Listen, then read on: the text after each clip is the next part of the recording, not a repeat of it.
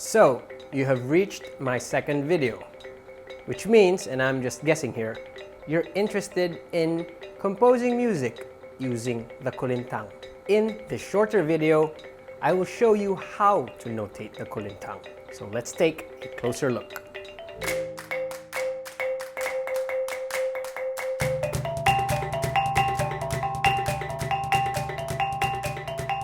Let me begin first by saying that traditionally, Kulintang music was never notated. It was often, and still is, taught and passed down orally. Besides, most of Kulintang music anyway are improvised. It wasn't until Kulintang music was brought to the academe and taught in the university when the need for notation arose.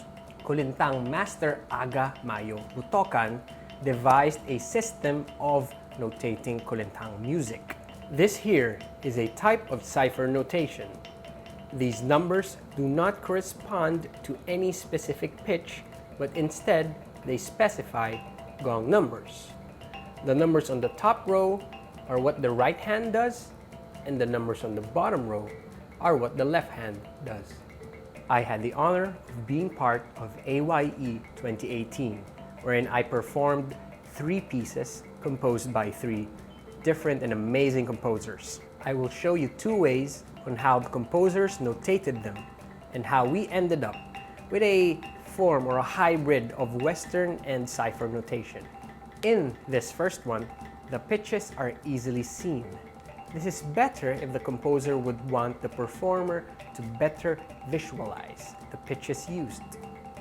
In the second one, we do not see the pitches, but this one is closer to the Kulintang cipher notation discussed earlier, wherein the performer can easily see which notes to play with the right hand or the left hand.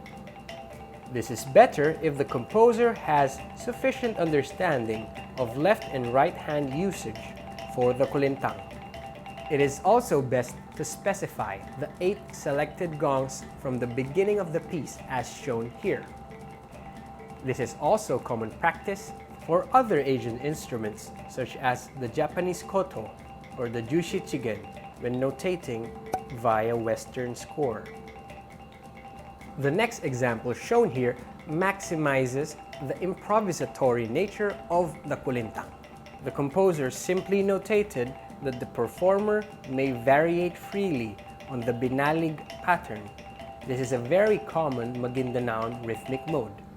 This would, of course, require the composer and the performer to properly communicate to achieve the intention of the piece with accuracy.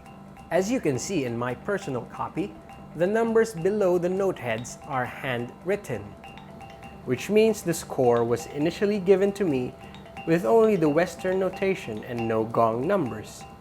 Though there aren't any rules on circumstances like these, it would still be very helpful, of course, for the performer if the gong numbers had already been written. Plus, this makes the composer visualize the part more, even while the writing of the score is still in progress. And at the end of the day, I believe it is best for the performer and the composer to communicate effectively before any form of writing and playing actually starts. Thank you.